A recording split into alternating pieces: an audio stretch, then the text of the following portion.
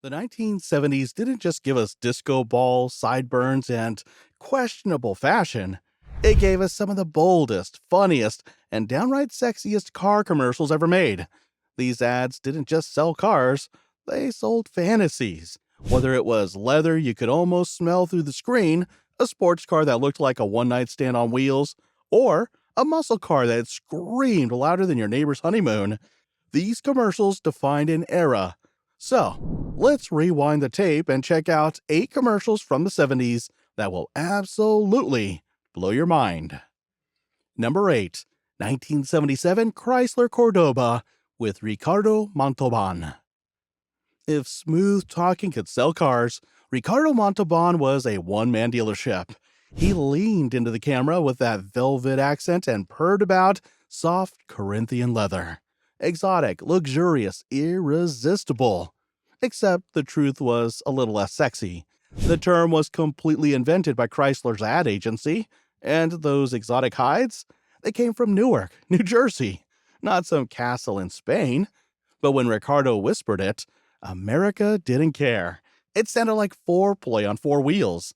The Cordoba was supposed to be Chrysler's small luxury coupe, but calling this thing small was like calling a waterbed portable. It stretched nearly 18 feet long and weighed well over 2 tons. Standard power was a big block 6.6-liter V8, with even bigger options if you really wanted to guzzle gas like it was happy hour. Inside, you got thickly padded seats, fake wood trim, and so much chrome you could check your hair from any angle. But performance? Forget it. Nobody was taking this car to the drag strip.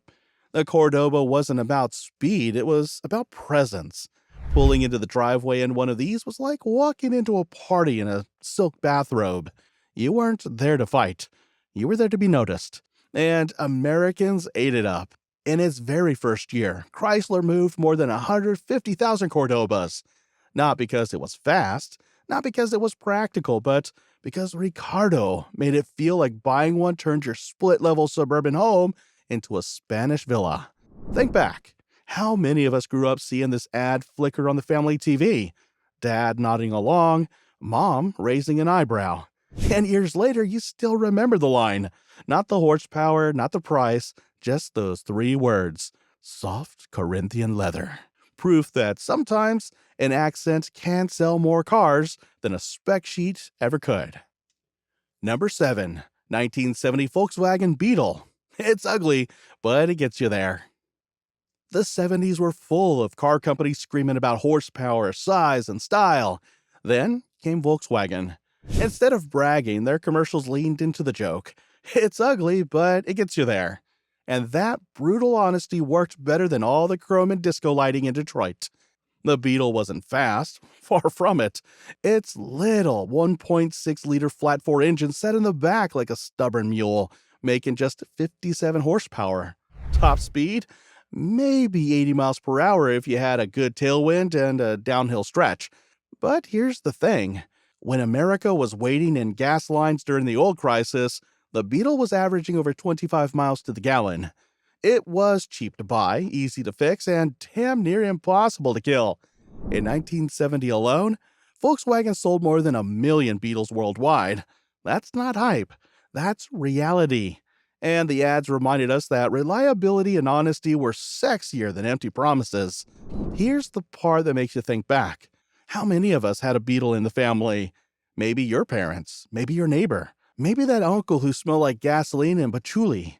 It rattled, it buzzed, it had heaters that barely worked, but it always started. Ugly? Sure. But like that plain-looking date who ends up surprising you in the bedroom, the Beetle delivered exactly where it mattered. And maybe that's why the ad still hits today. It wasn't about curves, horsepower, or fake luxury.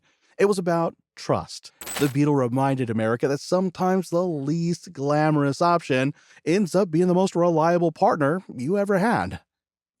Number 6, 1975 Pontiac Firebird Trans Am. Muscle with a roar. If you were looking for subtle in the 70s, you weren't shopping Pontiac.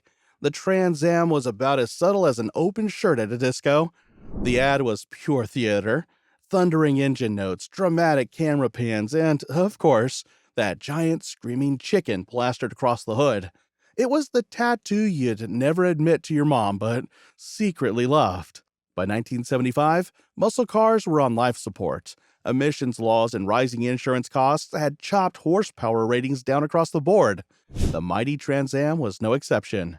On paper, its V8s were down to around 200 horsepower. You had the standard 6.6-liter engine, or if you wanted to swing heavier, the massive 7.5-liter 455. Neither would smoke the tires like the late 60s versions, but Pontiac knew how to keep the fantasy alive. They cranked up the sound, the styling, and the swagger. The commercials sold rebellion, not lap times. The numbers were still respectable. Top speed hovered around 118 miles per hour. The car tipped the scales at nearly 2 tons, and a wheelbase just over 108 inches. It was a heavyweight bruiser with the heart of a prizefighter past his prime. And yet, that didn't matter, because when you parked one in the driveway, the neighbors noticed. When you rolled up to the diner, people turned their heads. It didn't whisper. You could hear it across town. And buyers responded. Pontiac moved more than 27,000 Trans Ams in 1975, their best year yet. It wasn't about being the fastest, it was about being the loudest, the flashiest, the car that refused to surrender to the fuel crisis or the fun police. Think back. If you grew up in the 70s, chances are you saw one of these cars blast past your neighborhood, tailpipes roaring, decal blazing in the sun. It was the last of the true muscle cars still standing. Like that older guy at the bar who's not as sharp as he once was, but still knows how to draw a crowd. Loud, cocky, and impossible to ignore. Number 5, 1971 Datsun 240Z. So pretty and so potent. Not every 70s car commercial tried to scream your ears off. Some whispered, and the Datsun 240Z did exactly that. The ad promised beauty and power in equal measure, and for once, the car actually delivered. Under the hood was a 2.4-liter straight-six engine that made about 150 horsepower. Not a crazy number, but when the car only weighed 2,300 pounds, it was enough to sprint from 0 to 60 in 8 seconds and run all the way to 125 miles per hour. For perspective, that was the kind of performance you expected from a Jaguar E-Type or a Porsche 911. But here's the kicker. The Z cost 1/3 the price. And what a price it was. Just $3,600 brand new. In the early 70s, that was the equivalent of buying European sex appeal at a discount price. Americans couldn't believe it, and they went wild. Dealerships had waiting lists. Datsun couldn't import them fast enough. The design sealed the deal.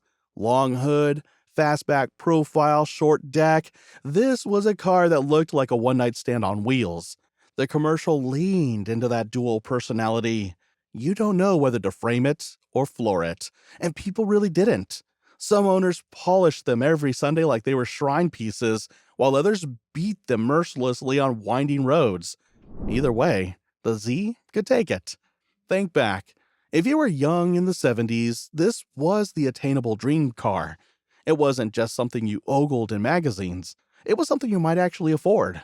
It made you feel like James Bond without the tuxedo, like a racer without the paycheck. And for a whole generation, the 240Z was proof that beauty and performance didn't have to be out of reach. And that's why it still holds up. The Z wasn't just a sports car, it was a revolution wrapped in sheet metal, with just enough power to thrill and just enough price to tempt. Pretty? Absolutely. Potent? You bet. And for once, the commercial didn't exaggerate. It told the truth. Number 4, 1974 Cadillac Fleetwood Talisman, orchestral opulence.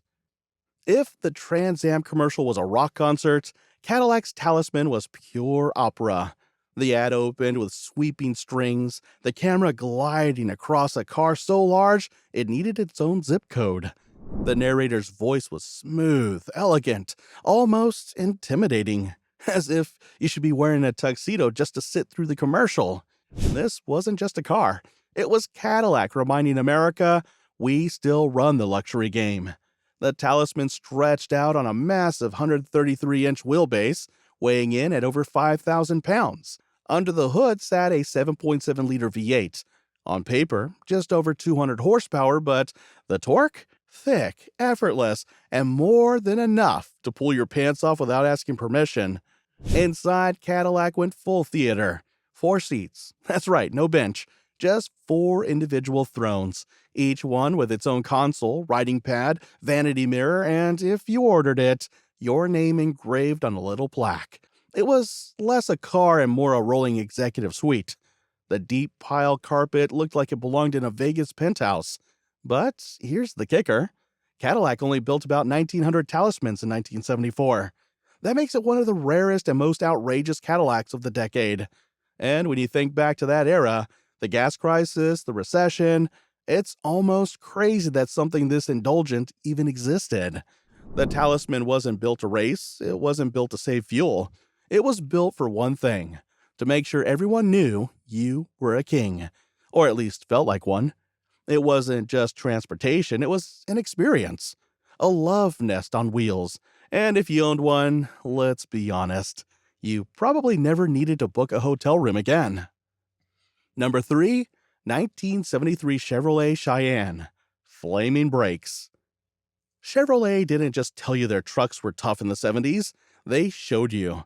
In one of their most famous ads, they loaded up a Cheyenne pickup, sent it barreling down a mountain pass, and kept the cameras rolling until the brakes literally glowed red. Sparks, smoke, dust. Everybody watching knew this wasn't CGI. This was real steel, real heat, and real confidence. The Cheyenne was part of GM's all-new square body generation, clean lines, wide stance, and a look that became iconic. Buyers would choose anything from a simple 6-cylinder to the monstrous 454 cubic inch V8 that pumped out 240 horsepower and enough torque to haul anything you could throw in the bed. But here's the real change. It wasn't just a farm truck anymore. The Cheyenne came with comforts that sounded downright luxurious back then. Power steering, power brakes, even air conditioning. Suddenly, a working man's truck didn't have to feel like punishment. That flaming brakes commercial worked on more than one level.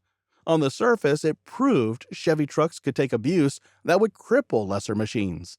But underneath, it sent a more daring message. This truck was wild, untamed, and maybe even a little dangerous. It was the kind of partner you knew could get rough, but you trusted it anyway. And think back. How many of us saw one of these square-bodied Chevys pulling trailers, climbing construction sites, or parked outside diners? They were everywhere, because the ad wasn't lying. They lasted.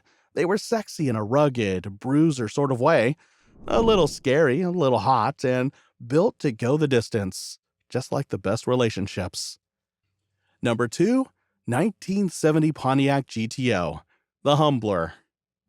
If the Cadillac Talisman was an opera and the Cheyenne was a rodeo, then the Pontiac GTO commercial was pure rebellion. Loud, cocky, and made to turn heads. The Pontiac didn't just air this one anywhere. They dropped it during the Super Bowl when the whole country was watching. The ad was simple but unforgettable. A silver GTO pulls into a drive-in, looking cool but quiet. Then, the driver reaches for a secret little knob on the dash. Suddenly, the exhaust note flips from tame cruiser to full-blown street brawler. This was Pontiac's short-lived vacuum-operated exhaust, or VOE system. With the flick of a switch, mufflers were bypassed and the car went from Sunday school to Saturday night fight. On paper, the GTO was a beast. Buyers could pick up a 400 cubic inch V8 with up to 370 horsepower, or the monster 455 HO with 360 horses and torque thick enough to pull the drive-in speaker right out of the post. The only problem? The lawyers didn't like the idea of cars getting louder on demand, so the option was canned after just a few months. Only 233 cars ever left the factory with VOE, which makes them unicorns today. The tagline summed it up perfectly. The Humbler is here. This is the way it's going to be, baby. And that's exactly how it felt. Cocky, brash, irresistible. Compared to the smooth-talking Chrysler Cordoba or the polite honesty of the Volkswagen Beetle, this commercial wasn't trying to seduce you or charm you. It was a straight-up pickup line, shouted across the bar. And the crazy thing? It worked. The GTO always got lucky. Number 1. 1977 Mercury Cougar XR-7 with Farrah Fawcett. But if the GTO ad was a barroom pickup line, then Mercury's Cougar XR-7 commercial was a centerfold. Just 6 days after Charlie's Angels debuted, America's newest starlet, Farrah Fawcett, appeared on TV draped across a brand new Cougar. She looked into the camera, smiled, and said the line that made history. "You want to see my XR-7? Let's be honest, Farrah wasn't really selling the car. She was selling herself, and America couldn't look away. The Cougar XR-7 was basically a Thunderbird in a sexier dress and with opera windows, hidden headlights, and a plush exterior that whispered disco luxury. It wasn't about horsepower. Sure, you could get a V8 ranging from 5 liters to 6.6 liters, making between 130 and 170 horsepower, but nobody cared about the specs. They cared about how the car and Farrah made them feel. And feel they did. Mercury sold over 166,000 Cougar XR-7s in 1977 alone, making it the brand's best-selling Cougar ever. Think about that. More buyers signed up for Mercury's Disco Dream Coupe than bought Cadillac's ultra-rare Talisman or Pontiac's Last Gasp Trans Am. In a way, the Cougar ad was the opposite of GTO's humbler. The Pontiac shouted, revved, and demanded attention. The Mercury whispered, winked, and got you to lean in closer. And that's what makes it the perfect closer for our list. Because out of all the commercials we've covered, the Cordoba's leather fantasy, the Beetle's honesty, the Trans Am's bravado, the Z's quiet confidence, the Talisman's over-the-top luxury, the Cheyenne's flaming brakes, and GTO's loudmouth swagger, the Cougar XR-7 with Farrah Fawcett proved something bigger. Sometimes, the best commercial doesn't need horsepower, torque, or flaming brakes. Sometimes, all it takes is one beautiful woman, one simple line, and one car that made you believe you could be part of the fantasy.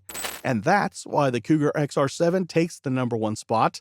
It wasn't just a car ad. It was a cultural moment. So, there you have it. 8 car commercials from the 70s that didn't just sell cars. They sold power, style, and a whole lot of sex appeal. Some promised muscle, others whispered luxury, and a few just flat out bragged about being ugly but reliable. Which one was your favorite? The Cordoba's candlelight seduction, the GTO's loud button, or Farrah's unforgettable line? Let me know in the comments. And hey, don't forget to hit like, subscribe, and ring the bell, because just like these cars, we've got plenty more horsepower and foreplay left to share.